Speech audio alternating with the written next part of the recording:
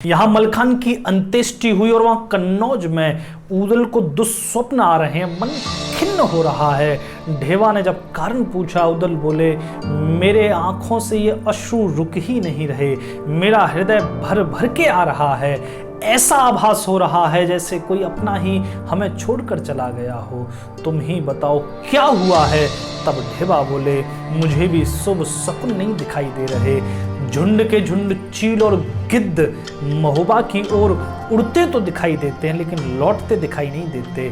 लगता है महोबा में कोई महायुद्ध हुआ है, कोई संकट महोबा पर आन पड़ा है। ये सुनकर ऊदल का हृदय और बैठ गया। तत्क्षण मन बनाया महोबा जाने का, लेकिन बिना आला की आज्ञा कैसे जाएं? आला कभी आज्ञा देंगे नहीं। जिस महोबा से देश निकाला मिल गया हो वहां जाना कैसा? तब ऊदल ने लाखन को समझाया, मित्र तुम्ही भैया आला से मेरे लिए आज्ञा लो, कहो कि हम शिकार के लिए जाना चाहते हैं। तब शिकार के बहाने से ये तीनों वीर पहुंचते हैं महोबा में। सिरसागढ़ की सीमा पर तंबू लग गया, शिविर सज गया। तब ढेवा, लाखन, ऊदल तीनों जाते हैं शिकार के लिए जंगल में। यहाँ पर ये शिकार खेल रहे हैं। ऊदल बड़ी ही सावधानी से अपनी धनुष की डोरी को खींचकर प्रतीक्षा कर रहे हैं शिकार की। तभी एक आवाज कान में पड़ी। कैसी आवाज? कोई उच्च स्वर से कह रहा था, एक अकेले मलखा ने बिन पृथ्वी डारा नगर उजार, और दगाते मारे मलखा ने गे, अब यहाँ रोवे स्वान शगाल। अरे पहले ही मलखान के बिना पिथौरा ने सब कुछ उजाड़ दिया है, अब तुम लोग यहाँ पर क्या उजाड़ने आए हो? अरे इस धरती पर अब और रक्त मत बहाओ, ये धरती मन भर के रक्त पान कर चुकी है। जैसे ये आवाज ऊदल ढेवा के कान में पड़ी, हाथ से धनुष छूट गया, हृदय कप गया। तब ऊदल अपने घोड़े को दौड़ाते हुए वहां पहुंचे जहां से ये आवाज आ रही थी। जाकर देखा कि एक योगी खड़ा था। ऊदल ढेवा चरणों में गिर पड़े। बाबा तुम क्या कहते हो? तुम कह ही कुछ और रहे हो या मैं सुन ही कुछ और रहा हूँ? क्या हुआ है यहाँ? कौन सा युद्ध घटा है? तब वो योगी बोले, यहाँ बड़ा भयंकर समर मलखान और पृथ्वीराज चौहान में हुआ है। छल से मलखान वीरगति पा गए। महोबा का मानो द्वार ही टूट गया हो, महोबा की ढाल ही मलखान के रूप में टूट गई हो। अब महोबा की रक्षा करने वाला कोई नहीं बचा, महोबा का फाटक कोई खुलवा सके, अब ऐसा कोई वीर ही नहीं है। ये सुनते ही ऊदल और ढेवा दोनों बिलख पड़े। होश उड़ाने दो छत्रिनगे, दो हैगे हाल बेहाल, दोनों के हाल बेहाल हो गए। आंखों से अश्रुधारा बह रही है, धूल में धूसरित दोनों ये वीर हो गए। तब ऊदल योगी से बोले, हाल बता दो रणखेतन का, कैसे भैया दीने मार? बाबा बताओ तो सही, मलखान जैसे वीर को, जिसने 12 वर्ष की ही अवस्था में एक जंगली सिंह को अपने हाथों से चीर दिया था, जिसका नाम सुनते ही बड़े बड़े दलपति रणभूमि छोड़कर भाग जाते थे, उस चट्टान जैसी छाती वाले वीर मलखान को कैसे छल से मारा? बाबा बताओ।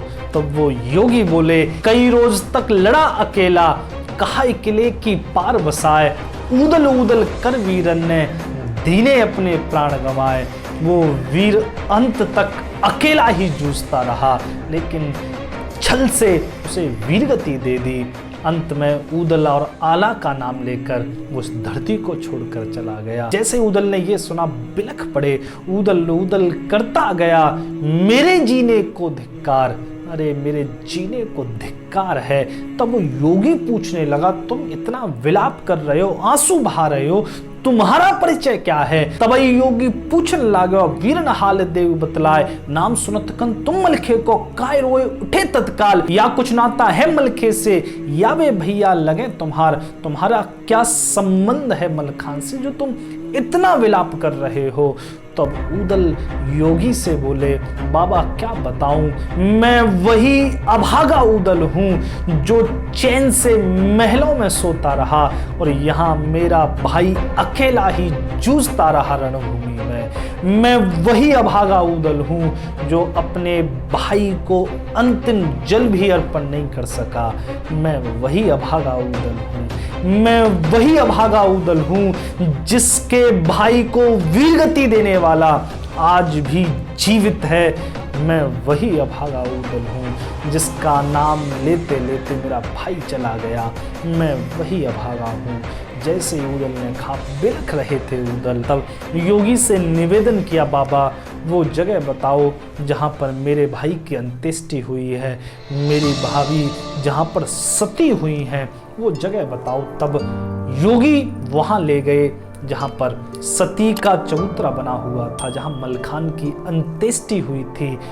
उदल जाकर दहाड़ मारकर उस चबूतरे पर रोने लगे। रोए के उदल बोलने लागे, भाई मेरे वीर मलखान, खबर तुम्हारी हम नहीं पाई, नहीं हम लेते तुम ही बचाए, हमसे बिछुड़ गए भाई तुम, अब कब हुई है फिर मिलाप भैया, कैसी नाराजगी थी हमसे, एक पत्र तो भिजवा देते कन्नौज, एक संदेश तो दिया होता, उदल दौड़ते हुए आ जाता। तब माता बिरमा वहां पर आ गई, उदल को समझाने लगी।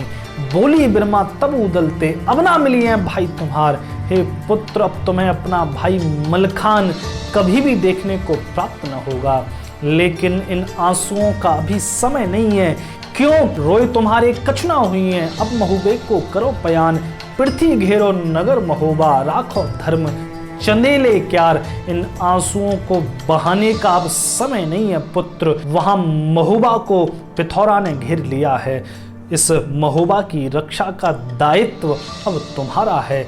ये सुनते ही उदल क्रोधित हो गए।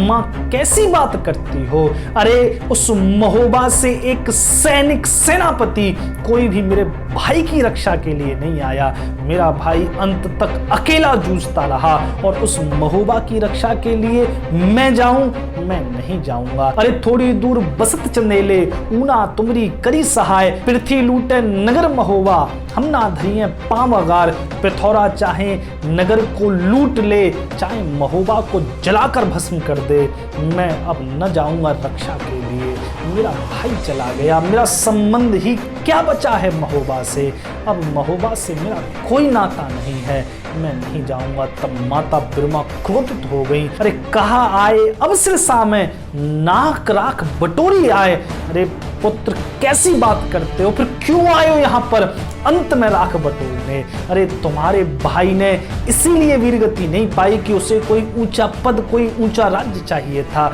उसने इसीलिए वीरगति पाई क्योंकि वो इस माटी की रक्षा कर रहा था, अंत तक वो इस महोबा के लिए जूझ गया, इसकी रक्षा के लिए मर गया, और वो अंत में यही कहता चला गया कि पिथौरा मत समझना कि मलखान के जाने के बाद अब महोबा का कोई रक्षक नहीं है, मेरे दो वीर भाई अभी भी जीवित हैं जो इस महोबा की रक्षा भली भांति करेंगे।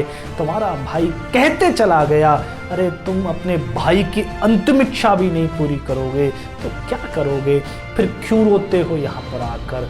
उदल को बात चुभ गई, ठीक है माता जैसी तेरी आज्ञा। तब उदल, ढेवा और लाखन तीनों सन्यासी वेश लेकर पहुंचते हैं महोबा में।